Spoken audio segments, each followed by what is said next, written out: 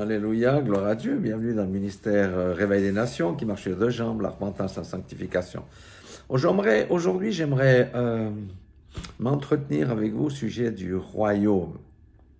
Le royaume des cieux, le royaume de Dieu. D'abord, qu'est-ce qu'un royaume? Un royaume, on connaît la définition terrestre. Vous savez que sur la terre, c'est une pâle copie de ce qui se passe dans les cieux. Donc, un royaume, c'est une étendue, un pays, par exemple, qui a un roi. Alléluia. Et s'il y a un roi, il y a des sujets. Et dans un royaume, quelle est l'autorité la plus haute?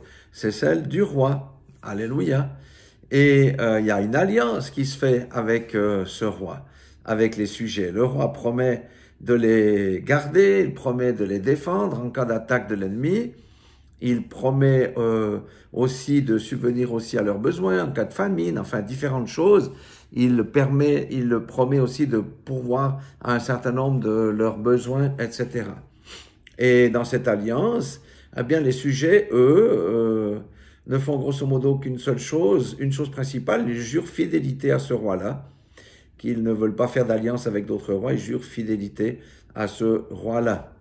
Et bien entendu que le roi leur apporte des bénédictions et aussi en retour, le peuple, les sujets, eh bien, donnent une partie de leur récolte et ce genre de choses. Donc, c'est une transaction, c'est une alliance où chacun a des droits, chacun a des obligations. Et chaque royaume a une constitution. Même ici en Suisse ou dans tous les pays du monde, ben, si vous faites des excès de vitesse, vous ramassez une amende. Il n'y a aucune constitution qui dit bienvenue, les voleurs peuvent voler, les violeurs peuvent violer, et bienvenue à tous les menteurs. Donc, vous voyez, on se calque quand même sur les grands principes bibliques dans nos constitutions, le respect de la justice, etc. Alors, qu'est-ce que le royaume de Dieu? Eh bien, c'est pas un royaume géographique, puisque le royaume de Dieu est à l'intérieur des personnes. Mais le royaume de Dieu, est-ce qu'on y entre? Est-ce qu'on y adhère? Qu'est-ce qu'on fait?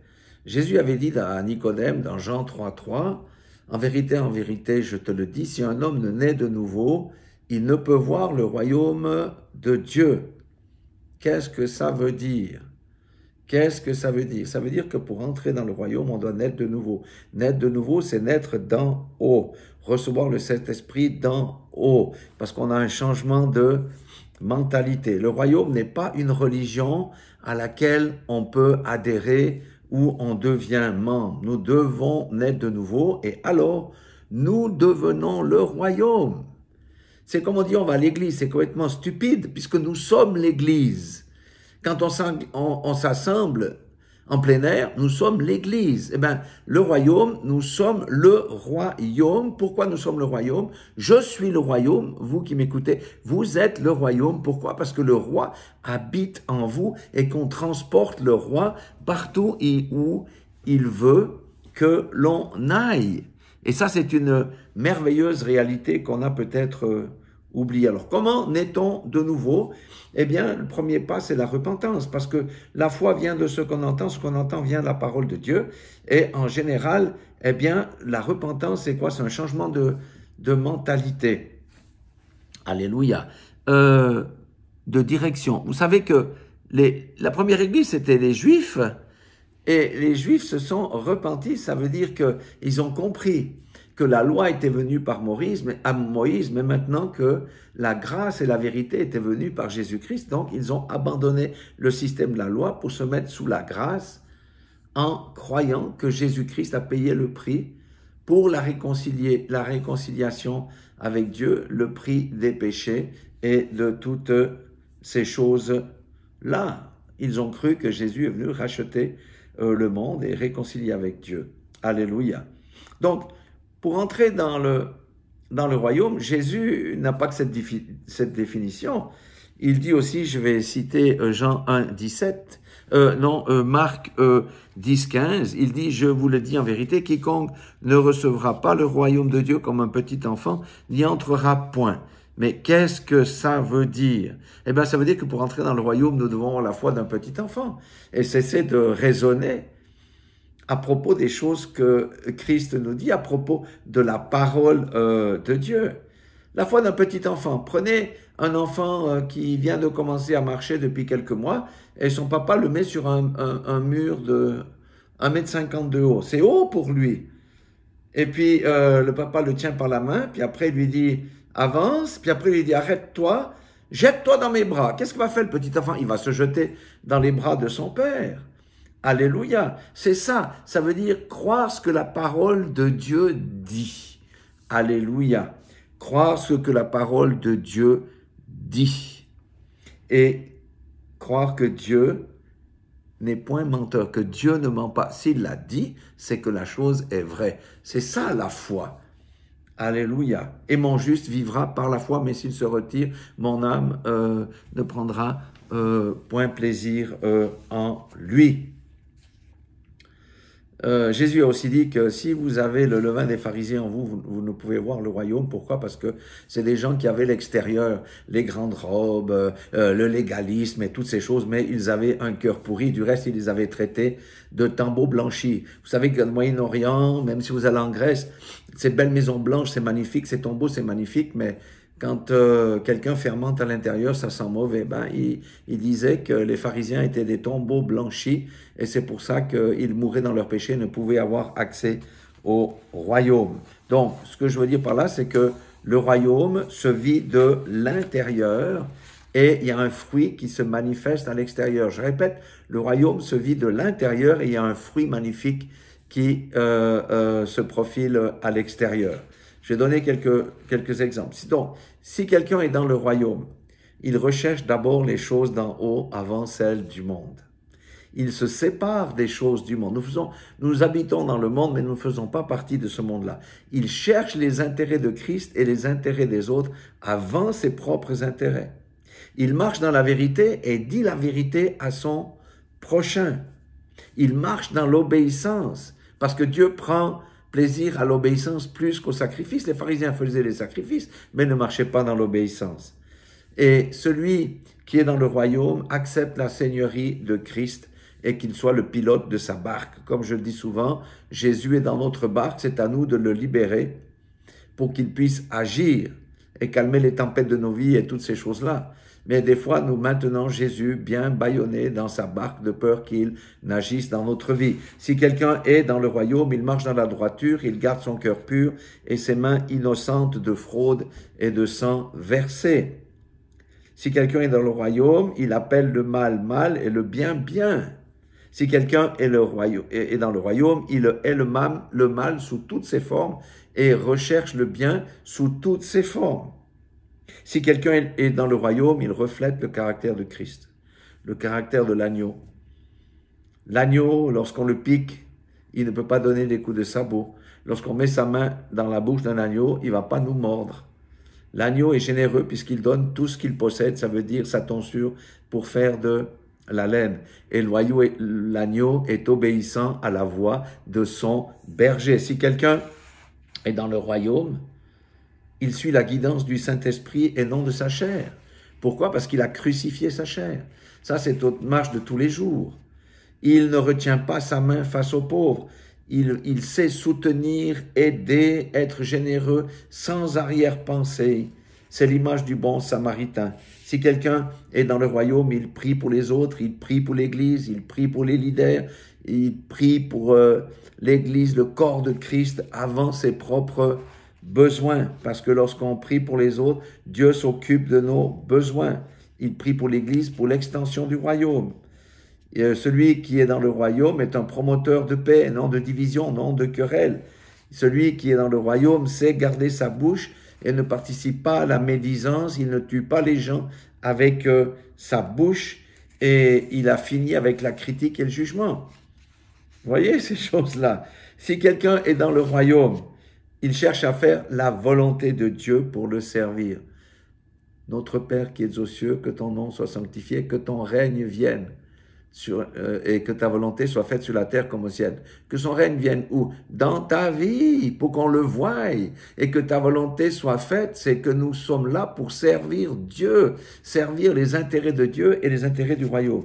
Si quelqu'un est dans le royaume, il ne reste pas stérile ni oisif, mais il porte du fruit, voire beaucoup de fruits. Rappelez-vous la parabole du semeur, un porte 30, l'autre 60, l'autre 100. Alléluia. Si quelqu'un est dans le royaume, il rend visible le règne de Dieu dans sa vie, je l'ai déjà dit, et il est un exemple vis-à-vis des autres. Si quelqu'un est dans le royaume, il reste fidèle à son Dieu, quelles que soient les pressions, quelles que soient les circonstances.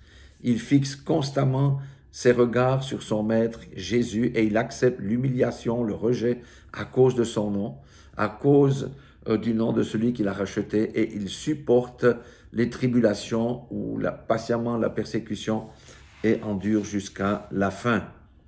Donc, quand on entend ces choses, il est bon de nous rappeler ces choses et de faire sa petite liste en disant, mais où est-ce que je suis insuffisant? Je vais prier là-dessus pour que le Seigneur me donne plus de foi. Allez, si j'ai un problème avec la bouche, ben je vais prier, je vais peut-être jeûner pour que le Seigneur m'apprenne à garder ma bouche, à stopper la critique, la médisance et le jugement. Si j'ai un problème avec la convoitise, c'est la même chose. Celui qui est dans le royaume a fini avec la convoitise, des yeux, l'orgueil de la vie, tout ça c'est fini. Mais nous sommes dans un processus qui s'appelle la sanctification et chacun se trouve à un endroit différent dans son cheminement. Certains sont au début, certains sont au milieu, certains sont déjà dans la maturité où toutes ces choses que je viens de dire, eh bien, on peut dire qu'ils ont passé les barrières, ils ont passé les examens et ils vont de gloire en gloire. Si nous avons compris ces choses, nous avons compris que nous ne sommes pas sauvés pour éviter l'enfer, ça c'est n'importe quoi, et vivre notre vie. Nous sommes sauvés, pourquoi? Pour être réconciliés avec Dieu. Oui, le salut c'est une chose, mais pour le servir et faire sa volonté. Alléluia. La vie éternelle, c'est par la foi, mais la foi doit produire des œuvres. On n'est pas sauvé par les œuvres, mais la foi doit produire des œuvres et du fruit, des changements dans le caractère d'un homme, d'une femme, d'un frère, d'une sœur. Autrement, la foi est morte. Et une foi morte n'est pas la foi, ne peut pas être reçue dans le ciel. Donc, si nous comprenons ces choses, nous comprenons que nous sommes en alliance avec Christ, une alliance excellente, puisqu'elle est dans son sang, qui nous purifie de tout péché lorsqu'on marche dans la lumière, comme lui, il est la lumière. Nous avons les bénéfices, par ses meurtrissures, nous sommes guéris. Il est celui qui pourvoit, Jéhovah Jireh, Yahweh Jireh. On a plein d'avantages d'être dans l'alliance. Ce que le Seigneur veut, c'est que nous soyons fidèles et que nous le servions avec fidélité. Notre objectif doit pouvoir être, lorsqu'on paraîtra devant Christ, qu'il nous dise: viens ici, prends ta récompense, bon et fidèle serviteur. Moi, j'ai envie d'aller là. Ben, bien sûr que je suis aussi dans certains sujets. Oui, je suis dans le chemin de la sanctification, mais j'aimerais aller beaucoup plus loin. Et si on comprend ces choses, on comprend qu'il faut délier Jésus qui est dans notre barque. Comme les disciples ont fait appel à Jésus lorsqu'il dormait dans la tempête sur le lac de Tibériade. Nous devons libérer Jésus pour qu'il puisse agir au travers de nos bouches, de nos mains, de nos yeux, de nos cœurs, manifester la compassion pour autrui, etc., etc. Et surtout, si nous réussissons à libérer Jésus dans notre barque, parce que la plupart du temps il est ligoté, c'est que quand on a besoin de lui dans une situation extrême qu'on l'appelle, mais on ne l'appelle pas, on ne sollicite pas son avis sur les décisions qu'on doit prendre, les vacances où on doit aller. Ça veut dire on le laisse ronfler dans sa barque. Et souvent, nous prenons des mauvaises décisions et puis après, quand on se frotte le nez, on court chez lui pour nous repentir. Non, Jésus doit vivre à l'intérieur de nous, c'est le roi que nous transportons. Et quand nous comprenons que c'est le roi que nous transportons, je vous assure que les yeux là ne vont pas regarder n'importe quoi sur Internet, que la bouche là ne va pas dire n'importe quoi, ni des injures, ni des choses comme ça. Si nous réalisons que le roi est à l'intérieur de nous, ces mains-là ne vont pas faire le mal, ne vont pas frauder, ne vont pas blesser quelqu'un, etc. Et j'aimerais terminer ici cette brève exhortation sur le royaume en citant 2 versets. Marc 16, 17 et 18, il dit « Voici les miracles qui accompagneront ceux qui auront cru. » Ça, c'est pour ceux qui sont dans le royaume et qui ont délié Jésus de leur propre barque. En mon nom, ils chasseront les démons. Est-ce qu'on chasse les démons aujourd'hui? Ils parleront de nouvelles langues. Ils saisiront des serpents s'ils boivent quelques breuvages mortels, il ne leur fera point de mal. Ils imposeront les malades et ils seront guéris. Ne croyez pas la doctrine qui dit que les dons ont cessé avec les apôtres. C'est une hérésie. C'est rendre nul le sacrifice de Christ parce que Christ vit en nous. Et si nous croyons ces choses, nous laissons Jésus dans notre barque en nous disant, de toute façon, je n'ai rien besoin d'accomplir puisque lui a tout accompli. Mais tu passes à côté de ta destinée complètement. Et le Seigneur ne pourra pas te tresser une couronne de laurier. Certainement pas. Et que dire de Luc 10, 19? Je vous ai donné le pouvoir de marcher sur les serpents et les scorpions et sur toute la puissance de l'ennemi et rien ne pourra vous nuire. Ça, c'est destiné pour les sujets du royaume qui ont délié Jésus dans leur propre barque. Alléluia, alléluia. Tant que Jésus est lié, tant qu'on ne le laisse pas agir, tant qu'on ne lui donne pas la seigneurie totale de nos vies, nos plannings, nos finances, tout ça, lui doit être capable de piloter notre barque. Et c'est un cri du cœur que je m'adresse à moi aussi, parce que des fois j'ai de la peine à lâcher prise, parce que j'ai aussi besoin de contrôle, de conduire moi ma voiture ou ma barque. Mais combien de fois je me suis payé les récifs? Ben oui, plusieurs fois. Parce que j'ai négligé que celui qui est dans ma barque est plus grand que celui qui est dans le monde. Il faut cesser, il faut abandonner ses peurs. Dans l'Église des derniers temps, l'épouse doit manifester le caractère de Christ, l'épouse doit manifester les mêmes œuvres que Christ, et même de plus grandes, parce que nous avons plus de temps que lui. Lui, il n'avait que 3 ans pour réaliser des grandes choses. Les miracles sont encore pour aujourd'hui, on en a vu dans le ministère. La pluie qui est tombée, ou la pluie qui a cessé de tomber suite à des prières, des femmes qui n'accouchaient pas et qui accouchent, des guérisons de malades. On a vu tout ça. Mais ça, c'est qu'une petite chose. On aimerait que ces choses-là deviennent courantes dans notre vie. En tous les cas, moi, c'est ça vers quoi je veux me diriger, c'est exercer ma foi pour laisser Jésus agir de manière puissante dans ma vie et ainsi, ceux de l'extérieur verront une différence. Si je reflète le caractère de Christ, les gens verront une différence. Et eux-mêmes vont nous poser des questions et ils vont nous tendre la perche et l'évangélisation deviendra facile.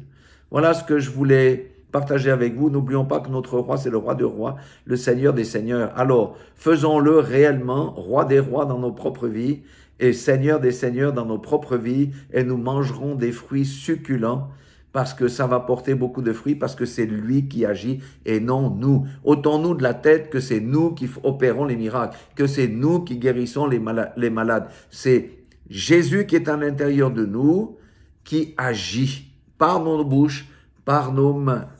Alléluia. Et par nos cœurs qui deviennent son cœur et qui sont capables de manifester la compassion. Voilà, soyez tous bénis dans le nom puissant de Jésus-Christ de Nazareth. Et que ce début d'année 2025 soit une année canon pour nous et que nous puissions vraiment passer dans une autre dimension, sortir de notre zone de confort et manifester l'amour de Christ autour de nous parce que Jésus n'est pas venu pour critiquer le monde, n'est pas venu pour juger le monde, mais il est venu pour sauver le monde et nous sommes ses ambassadeurs, ne l'oublions jamais. Sachez que Jésus vous aime d'un amour inconditionnel. Et même si on rétrograde, il nous reprend vite sous son aile si on en manifeste le désir. Voilà, soyez tous bénis dans le nom puissant de Jésus-Christ de Nazareth et soyez fortifiés comme moi je me fortifie aussi au travers de ces paroles. Je vous aime aussi.